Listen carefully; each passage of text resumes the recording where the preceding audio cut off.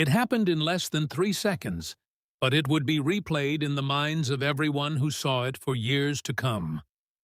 The late afternoon sun glared against the cracked pavement of Rosewood City's downtown district, casting long shadows from the leaning street lamps. On the corner of Ashford and Fifth, a commotion was brewing.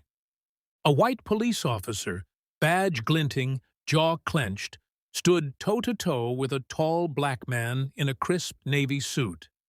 Their eyes locked, one brimming with aggression, the other with a calm so steady it almost felt like defiance.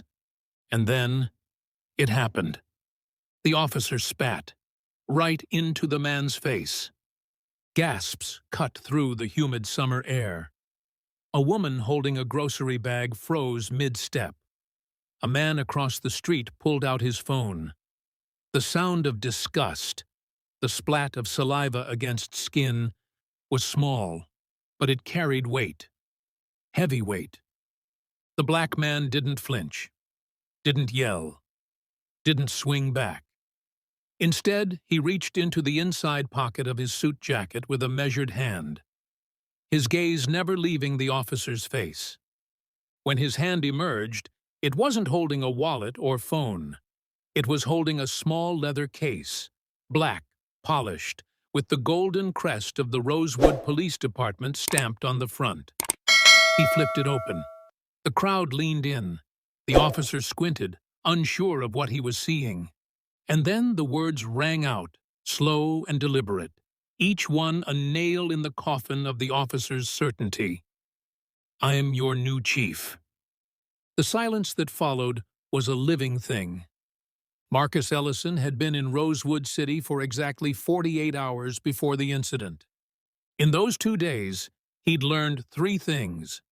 Rosewood was a city with a long memory. The police department had a loyalty problem, not to justice, but to tradition. The residents didn't believe the department could change. He was here to prove them wrong. Marcus wasn't some outsider parachuted into a job he didn't deserve. He'd spent 23 years in law enforcement, starting as a patrol officer in Houston. He'd been the kind of cop who walked the neighborhoods, learned people's names, and broke up fights before they ever needed a report. His file was stacked with commendations, and just as many reprimands for pushing too hard when it came to exposing misconduct in his own ranks. When the Department of Justice tapped him to take over as Rosewood's new chief of police, he knew what it meant. He wasn't just here to run a department. He was here to fix one. Rosewood PD's reputation was in the gutter. Civil rights lawsuits, corruption probes, videos of brutal arrests, they'd become a cautionary tale for every other mid-sized city in the state. The previous chief had resigned for health reasons after being caught on a hot mic calling protesters animals. But Marcus also knew that Rosewood wasn't just a police problem. It was a community problem, and the only way to fix it was to confront the culture, both inside the force and out in the streets. His first day on the job was supposed to be Monday. The city manager had scheduled a press conference at 10 a.m. to introduce him. The plan was for Marcus to make a speech about unity, accountability, and the future of the department. But Marcus believed in seeing the truth before speaking on it. So on Saturday afternoon, he decided to take a quiet walk downtown in plain clothes. No entourage, no squad car, just him, his badge in his pocket, and his eyes wide open. He wanted to feel the heartbeat of the city, the corners where kids played, the storefronts with faded "Help Wanted" signs, the alleyways that told stories the mayor's office pretended didn't exist. That's how he ended up at Ashford and Fifth. He was waiting for the crosswalk signal when he noticed the white officer across the street. Young, maybe 30, lean build, buzz cut. The kind of officer who still had the swagger of a rookie, but the cynicism of someone who'd seen too much too fast. The officer's eyes locked on Marcus. Noticed the suit. the skin color, the lack of a visible badge. Marcus knew the look, the quick scan, the silent judgment, the tightening of the jaw. It was the same look he'd seen from bad cops his whole career. The one that said, "You don't belong here." The officer crossed the street without breaking eye contact. "You got ID?" he asked, before even saying hello. Marcus raised an eyebrow. "Why? This corner's been hot for stolen vehicles," the officer said. "That car over there yours?" He pointed to a black Lexus parked by the curb. "Yes," Marcus said. "Funny," the officer replied, "because a car matching that description was reported stolen an hour ago." Marcus almost laughed. He'd bought that car 2 weeks ago in Houston, and the plates were brand new. But he stayed calm. "You run the plate?" The officer's lips curled. "I don't need to run the plate if I know what I'm looking at." Marcus sighed. He could feel the tension gathering, the passers-by slowing down to watch, the pedestrians glancing between the two men like they'd just stumbled into a scene from a viral video. And then, without another word, the officer spat. It was an act so casual and deliberate that it almost didn't register. But the sting of it, the raw disrespect, was electric. Marcus knew exactly what he would do. He reached into his jacket. The officer's hand twitched toward his holster. Marcus ignored it.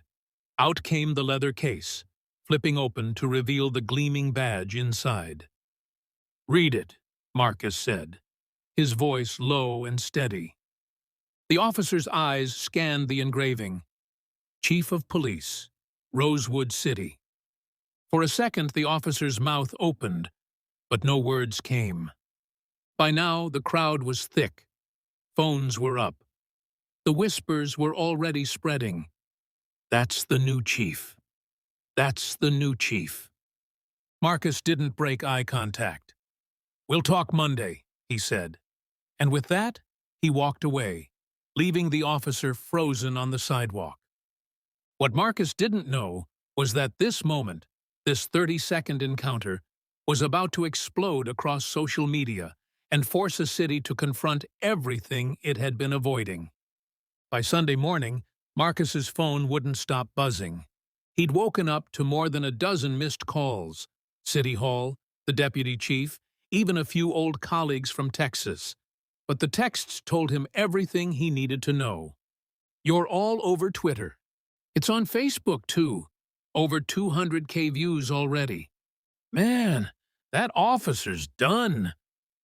He opened his laptop, clicked the first link, and there it was. A grainy, vertical video taken by a teenage girl across the street. It started right at the moment the officer spat. The gasp from the onlookers was audible. Then the camera caught Marcus reaching into his jacket, revealing the badge, and saying in that calm, almost surgical tone, "Read it." The video cut off right after Marcus walked away, but the caption was enough to set the internet on fire. "White cop spits on black man, then finds out he's the new police chief." The comments section was a war zone. Half the city was applauding him for keeping his cool. The other half, well, they were making it clear that change wasn't going to come without a fight. By noon, a local reporter from Rosewood Daily Ledger had tracked Marcus down. She was polite, but the questions were sharp. "Chief Ellison, do you plan to discipline the officer?" "I start on Monday," Marcus replied, "and I plan to uphold the same standards for everyone, including myself." When she pressed for more details, he shut it down. "You'll hear my response at the press conference." But behind the scenes, he was already moving. At 2 p.m., Marcus walked into Rosewood PD's headquarters for the first time. No cameras, no ceremony. Just the echo of his footsteps on the tiled floor and the murmur of officers who clearly recognized him from the video. He didn't have to ask where the officer from yesterday was. A cluster of nervous glances in the same direction gave him the answer. In the squad room, the officer, nameplate reading S. Calloway, sat at his desk, shoulders stiff, typing something on his computer. He didn't look up when Marcus entered. "Officer Calloway," Marcus said. Calloway looked up, and for a moment, the smugness from yesterday tried to surface. But it didn't last. "We'll talk in my office tomorrow," Marcus said. "Until then, turn in your badge and service weapon. You're on administrative leave." Calloway hesitated, but the room was silent. One by one, officers turned away, avoiding his eyes. Calloway handed over the items without a word. The community wasn't waiting for Monday. By late afternoon, a crowd had gathered outside the department. They weren't chanting or holding signs yet. They were simply standing, watching, as if daring someone inside to come out and speak to them. That someone turned out to be Marcus. He didn't give a speech. He didn't make promises. He simply walked through the crowd, looking people in the eye, shaking hands when they reached out. A woman in her 50s grabbed his arm. "You've got a chance to do something here," she said. "Don't waste it." Not everyone was rooting for him. That evening, Marcus got a call from Captain Dwight Harmon, one of the most senior officers in the department. Harmon had been a candidate for the chief job and had lost it when the mayor decided the department needed an outsider. "Ellison," Harmon said, his voice clipped, "you're making waves before you've even taken the chair. The rank and file don't appreciate it." "What they appreciate," Marcus replied, "is going to take a back seat to what the community needs." Harmon chuckled. "Good luck with that." Marcus hung up, knowing exactly who his internal opposition would be. Monday morning, the press conference was packed. City officials, reporters, community leaders, and, at the back, a line of uniformed officers. Marcus stepped up to the podium, adjusted the mic, and looked straight into the cameras. "I came to Rosewood to rebuild trust," he began. "That means accountability. And accountability starts at the top. On Saturday, one of my officers engaged in conduct that does not reflect the values this department must uphold. That officer has been placed on leave pending investigation. There will be no exceptions to our code of conduct. Not for rookies, not for veterans, and not for meat." The room erupted in questions, but Marcus raised a hand.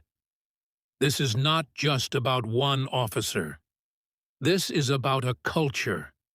And that culture is going to change." By Tuesday, the pushback had begun. Anonymous posts on police forums called Marcus a media puppet and accused him of throwing his own under the bus.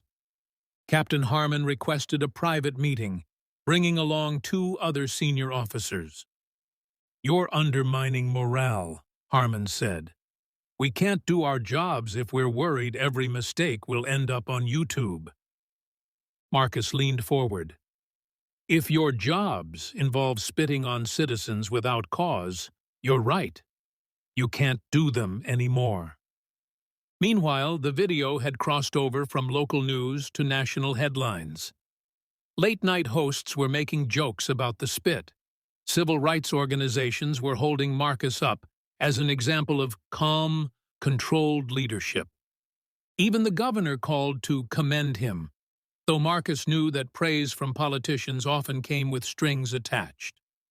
What no one knew yet was that Marcus had already requested a full audit of officer misconduct cases from the last 5 years. And when that audit came back, it would send shockwaves through the department.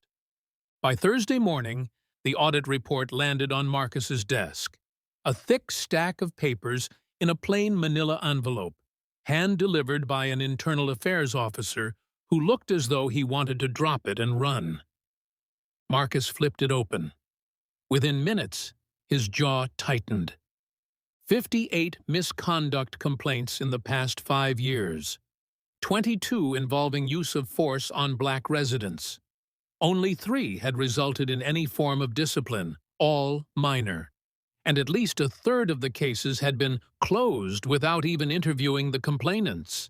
The name Calloway appeared in the file more than once. Marcus closed the report, took a slow breath, and buzzed his assistant. "Get me Harmon. Now." Harmon arrived 10 minutes later, flanked by two other captains, one of them the same officer who'd stood silent during the Calloway incident. Marcus slid the audit across the table. "Care to explain why these cases were buried?" Harmon didn't even glance down. "Old complaints. People lie, Ellison. You know that." Marcus's voice was quiet, but it carried. "People lie, but numbers don't. 58 complaints, and you buried almost all of them." One of the other captains shifted uncomfortably. Harmon leaned back, smirking. "You think you can waltz in here and clean house? This department runs on loyalty." "No," Marcus said, standing. "It's been running on fear. That ends today." He picked up the phone and called in the city attorney. "Prepare a public statement, and have IA open every single one of these cases again." Harmon's smirk faded. "You're going to destroy this department." "I'm going to save it," Marcus said. That evening, someone leaked the audit to the press. By morning, it was on every news site in the state. Headlines screamed about patterns of abuse and systemic cover-ups.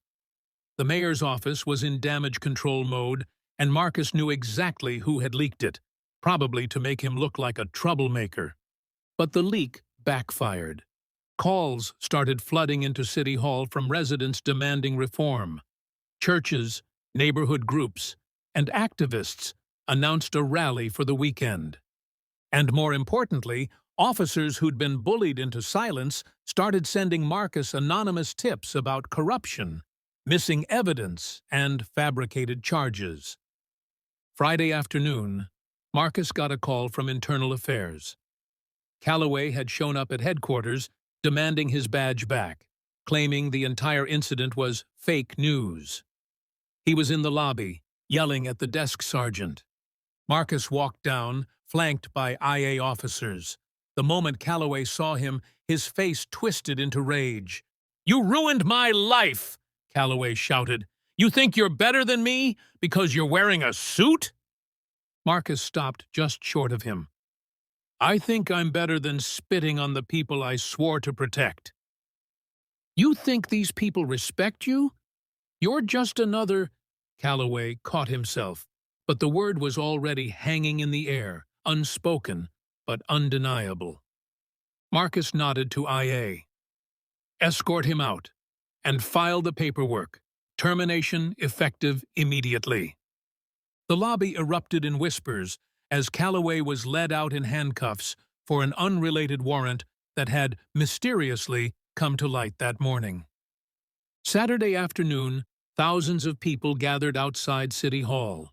Marcus stood at the edge of the crowd, listening as speakers told stories of years of harassment, intimidation, and mistrust. When it was his turn to speak, he didn't bring notes. "I can't fix the past," he said into the mic. "But I can promise you this. We will not be a department that fears accountability. We will not be a department that treats certain neighborhoods as enemy territory.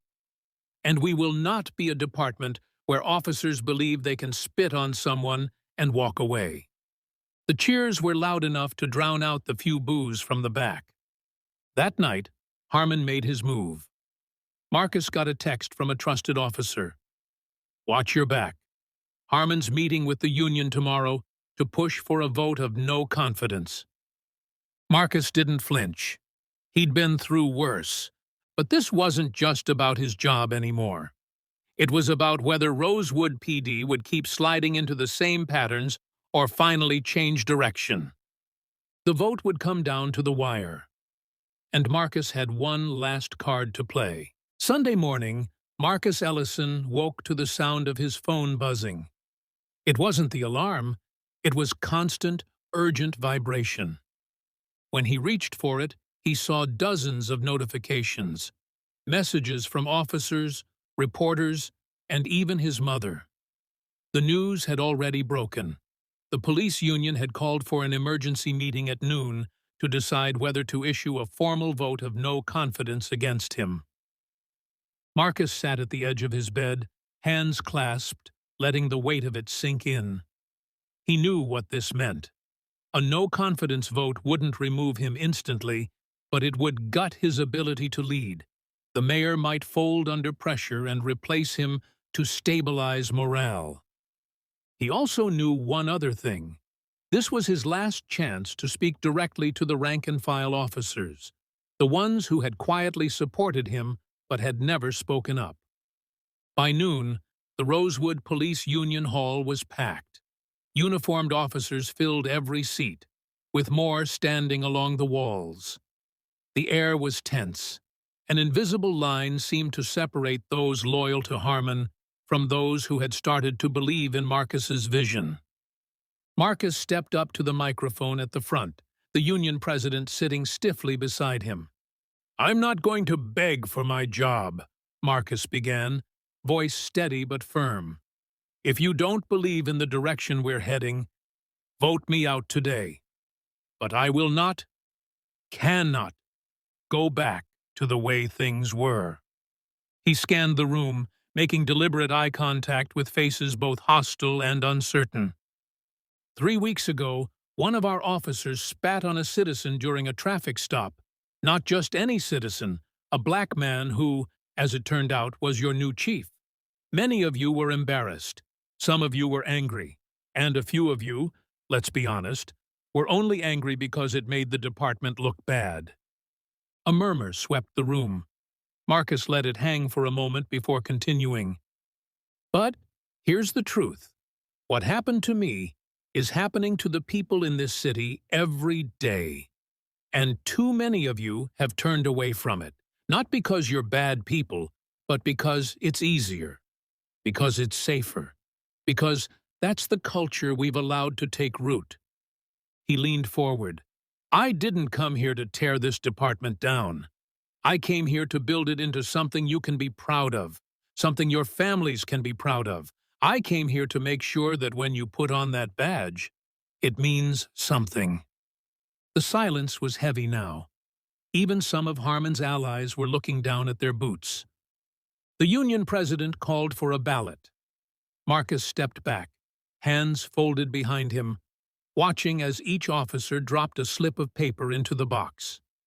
15 minutes later, the president unfolded the final count. By a vote of 67 to 41, the motion for no confidence fails. A ripple of gasps and whispers swept the room. Marcus didn't smile, didn't gloat.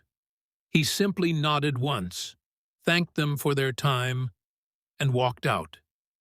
But in the parking lot, a younger officer jogged up to him. "Chief Ellison," she said, almost out of breath. "I voted for you. So did a lot of people who were scared to say it out loud. We're with you. Just don't give up on us." Marcus nodded. "I won't, but we've got work to do." Over the next month, Marcus moved quickly. He implemented mandatory de-escalation training, set up a civilian oversight board, brought in outside investigators to reopen the misconduct cases from the audit. There was pushback, loud pushback, but there was also something new. Progress. Community complaints dropped. Patrol officers began stopping by neighborhood meetings, not just to respond to calls, but to actually listen. And the moment that had nearly ended Marcus's career, Calloway spitting in his face, became the moment that defined it. 2 months in, Marcus got a call from the Department of Justice's Civil Rights Division. "Chief Ellison," the woman on the other end said, "we've been following your reforms. We'd like you to join a panel next month to speak about accountability and rebuilding trust in law enforcement." Marcus agreed without hesitation. When he hung up, he sat for a long time at his desk, remembering the sting of spit on his cheek, the sneer in Calloway's eyes, the smug certainty that nothing would happen to him. And now, Calloway was gone. Harmon had quietly taken early retirement, and Marcus was about to stand on a national stage to talk about change, not as a victim, but as a leader. The video of the traffic stop, the spit, the badge reveal, had gone viral months ago.